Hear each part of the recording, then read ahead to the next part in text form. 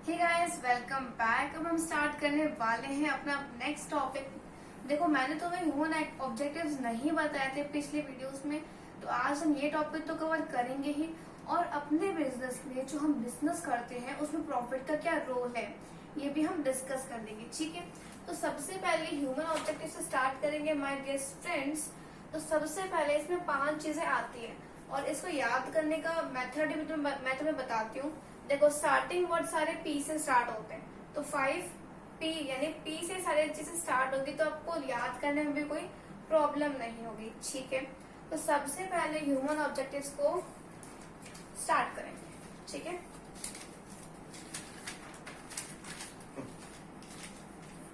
Providing good, अच्छा पहले human objectives क्या होते हैं वो मैं बता देती हूँ। Human objectives are related to employees. जो लोग आपके ऑर्गेनाइजेशन में काम कर रहे हैं उनके प्रति आपकी क्या जिम्मेदारी है, क्या रिस्पॉन्सिबिलिटीज है, क्या आपकी रिस्पॉन्सिबिलिटीज है उन लोगों की तरफ, ये हम देखें, ठीक है। Employees are valuable resources who contribute significantly to success in the business. देखो, तुम्हारे बिजनेस में भले ही तुम कितने ही अच्छे एसेट ले आओ, लेकिन जब तक वहां पे काम करने वाले एम्प्लॉयज, जब तक वहां पे एम्प्लॉय में जब तक वहां पे जो काम कर रहे हैं वो लोग जब तक अच्छे से काम नहीं करेंगे तब तक आपका बिजनेस अच्छा नहीं होगा। ये लोग ही होते हैं स्टूडेंट्स, लोग ही होते हैं जो आपके ऑर्गेनाइजेशन को धीरे धीरे ग्रोथ करवाते हैं। अगर आपके पास अच्छे लोग होंगे, क्वालिफाइड लोग होंगे, टेक्निकल स्किल्ड लोग होंगे, तो आपका बिजनेस बहुत जल्दी आपका बिजनेस बहुत ही जल्दी अपने एक्सपांशन की तरफ बढ़ जाएगा, ठीक है। एक्सपांशन की तरफ बढ़ जाएगा। बेसिकली आपको एक चीज ध्यान रखनी है कि जो लोग आपके ऑर्गेनाइजेशन में काम कर रहे हैं, जो लोग आपके लिए काम कर रहे हैं, वो हमेशा पहले तो मोटिवेटेड होने चाहिए, उनको काम करने की ललक होनी चाहिए। समझ में आ रहा है आपको? बिल्कुल समझ में आ रही है।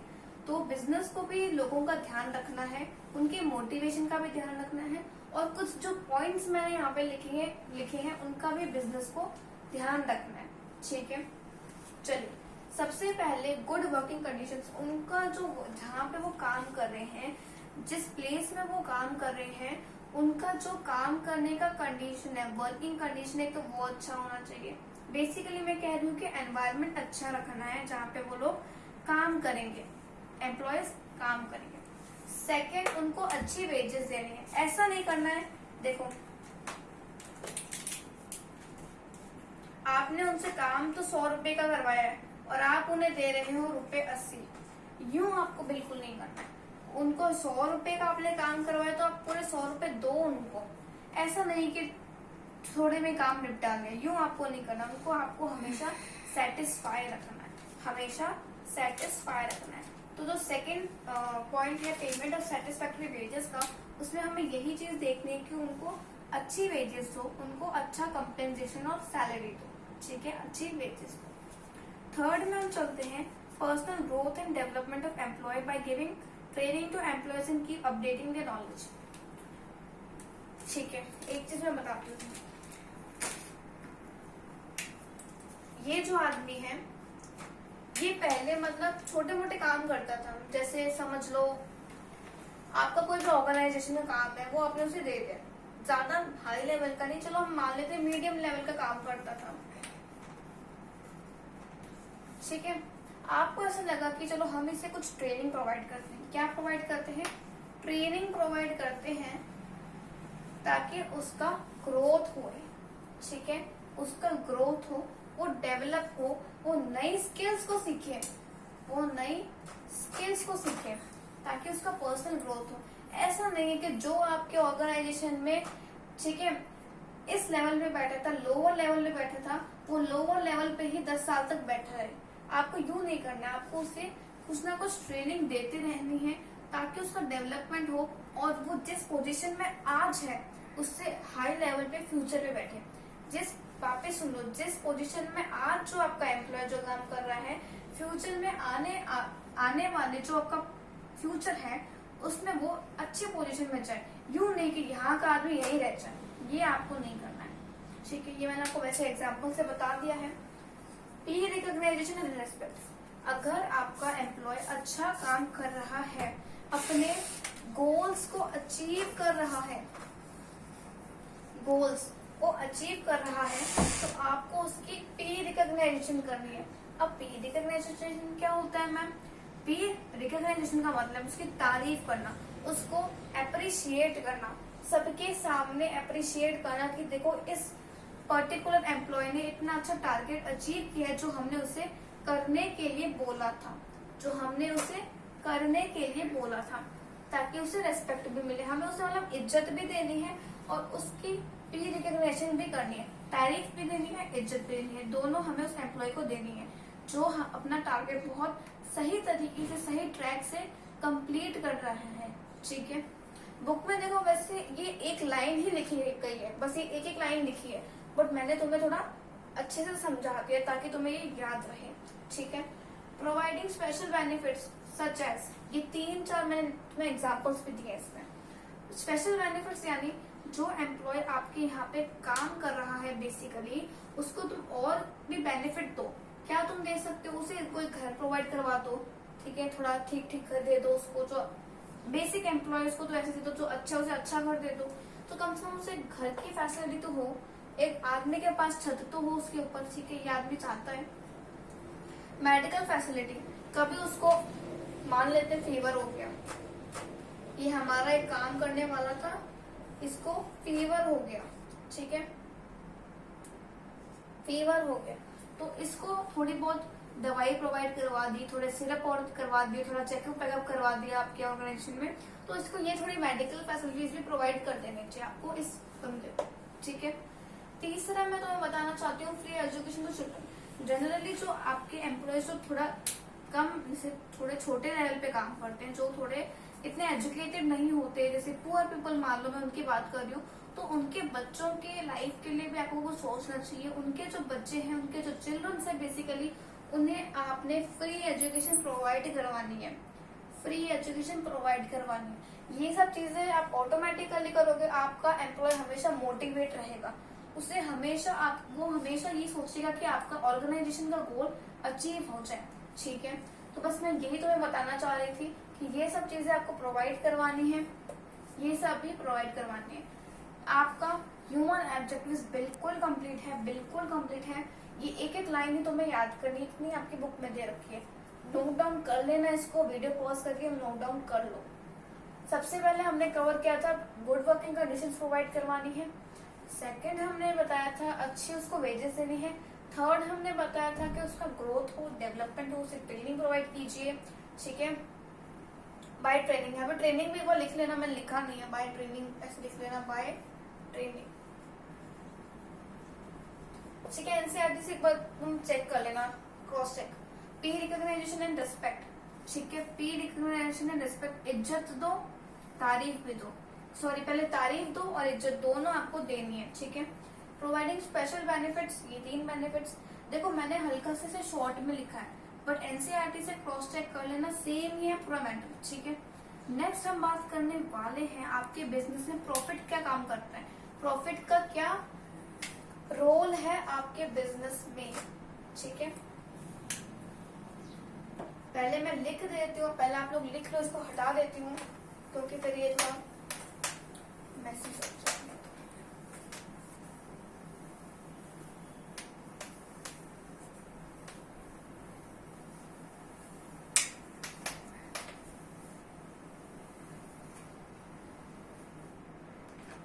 अब हम बात करने वाले हैं role of profit in the business. लिख लो पहले भी, मैं खाली लिखवा रही हूँ, कुछ नहीं करवा रही हूँ।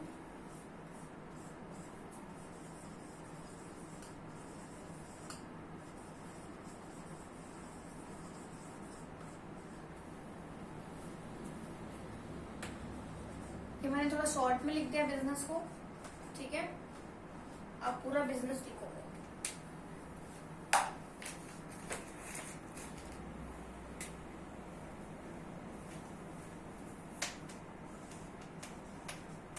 अब आप ये चीज देखोगे, जो मैंने तुम्हें पहले समझाया था वही चीज आ रही है। ठीक है,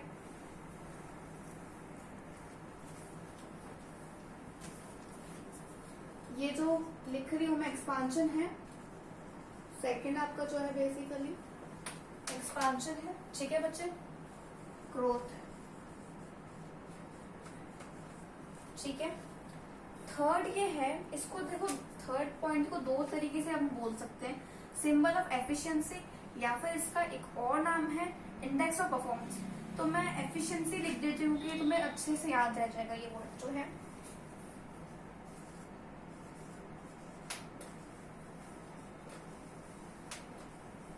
पहले नोट कर लो इसको रफ में, ठीक है। और ये बहुत इंपॉर्टेंट है, मैं पहले बता दी एग्जामिनेशन पॉइंट ऑफ व्यू से 5 नंबर का पूछा जाता ही है।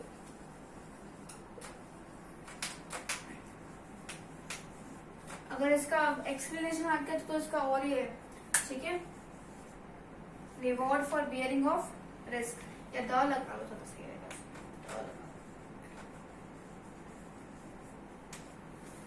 लास्ट है हेल्प्स टू गेन रेपुटेशन या गुडविल, गुडविल लिख देती हूँ, हेल्प्स टू गेन गुडविल, ठीक है।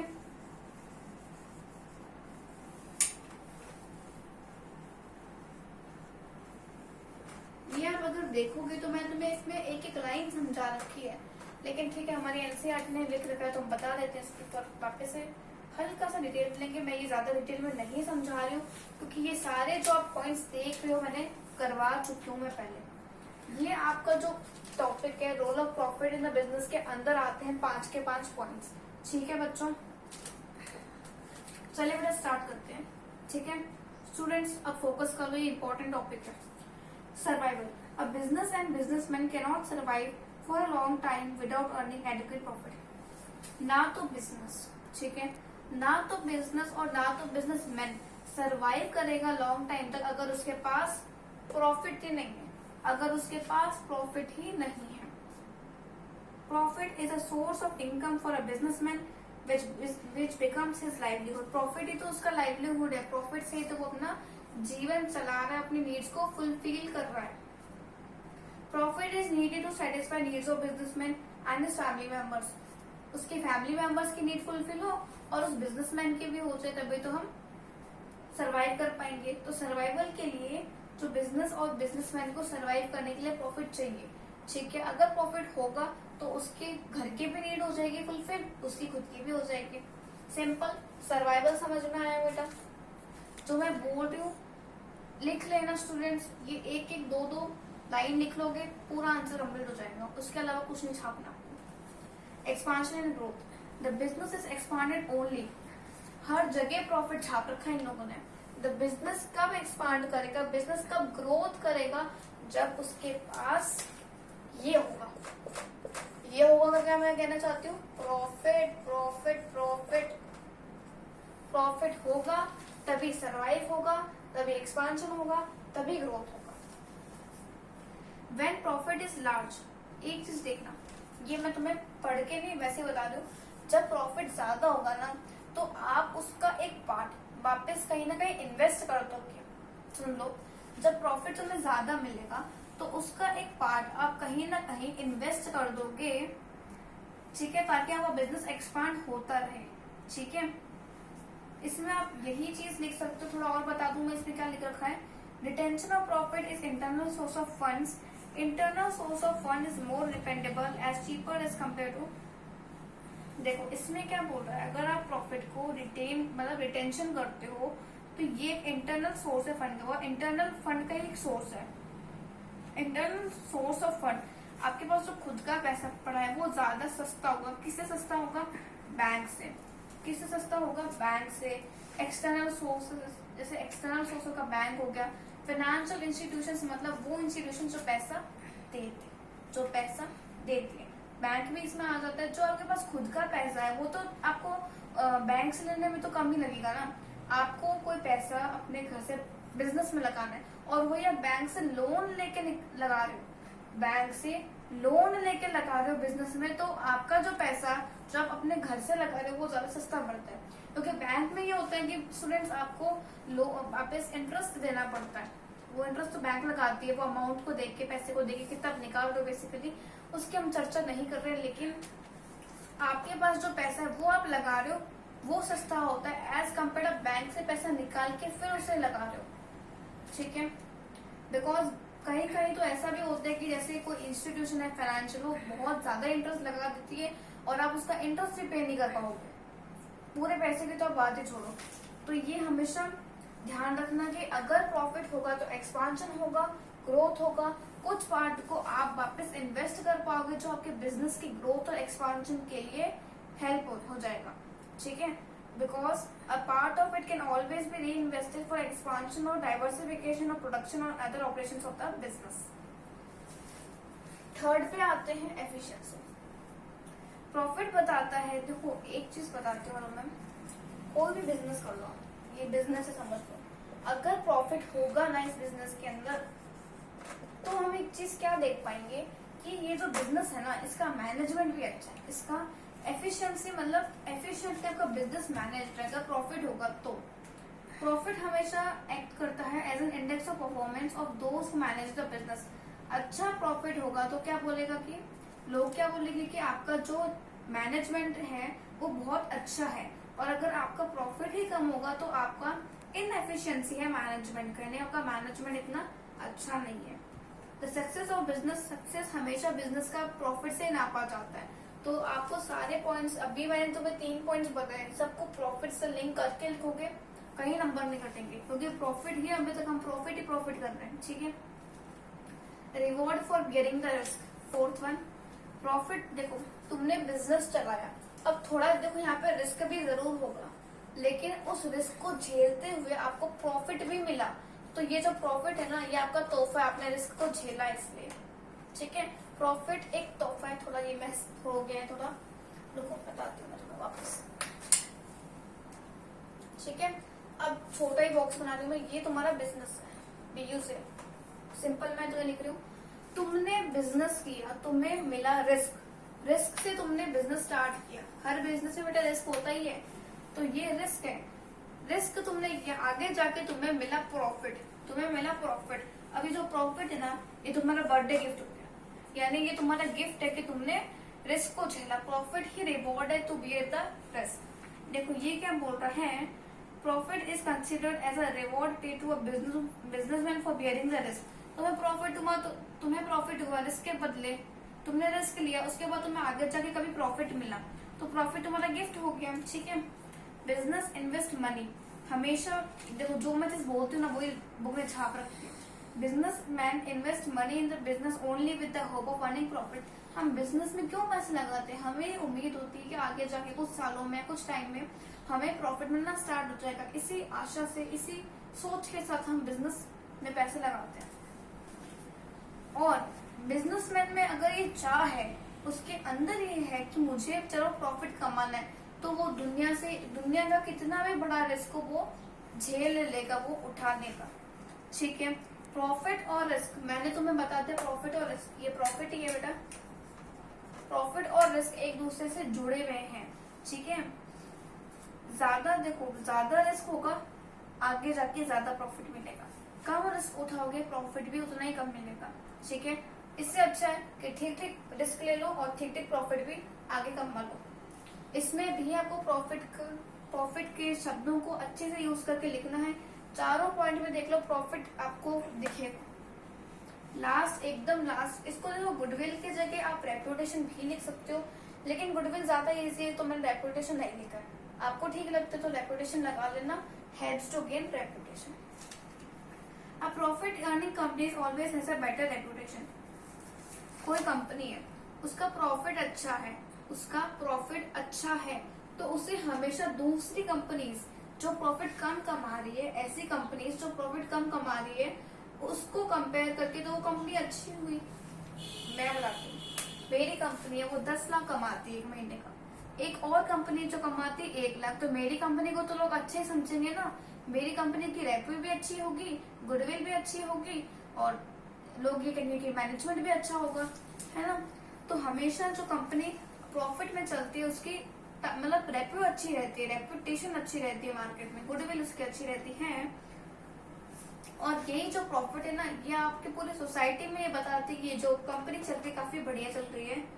Market price of shares also increase with the, ये जरूरी नहीं है, the companies with high rate of profit, एक चीज जानो ना, जिस कंपनी में अच्छा प्रॉफिट होएगा ना, वो कंपनी लोन्स भी आसानी से उठा पाएगी, ठीक है, और क्रेडिट भी आसानी से ऑब्टेन कर पाएगी। इवन एक चीज मैं मतलब बताऊं, जो एम्प्लॉयज होते हैं ना, वो वही काम करना पसंद करते हैं, उसी कंपनी में, उसी ऑर्गेनाइजेशन, उसी इंस्टीट्यूशन में काम करने का मन रखते हैं जिसमें प्रॉफिट हो रहा है, जो प्रॉफिट कमा रही है। जो लॉस में जा रही है उसमें कोई काम करने के लिए राशि नहीं होता है जल्दी से।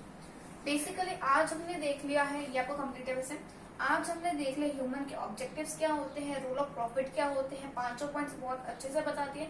एक बार देख लेते हैं, बस समझा नहीं रही हूँ मैं, नाम बता रही हूँ सिर्फ। Survival, expansion and growth, symbol of efficiency, reward for bearing the risk, and last is it helps to gain reputation और गुडविल। ठीक है,